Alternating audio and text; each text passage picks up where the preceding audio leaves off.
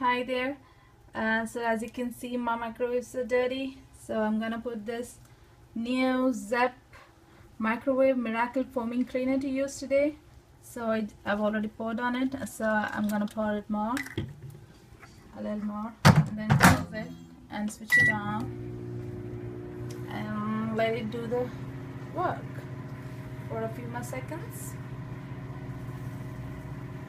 And after that, I'm gonna open it up, take a paper towel and just wipe it around to take off all the gum and good.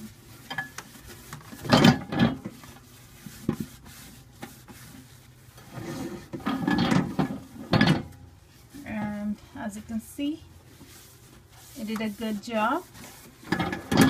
Everything is clean and neat now. I'm gonna rinse the plate back.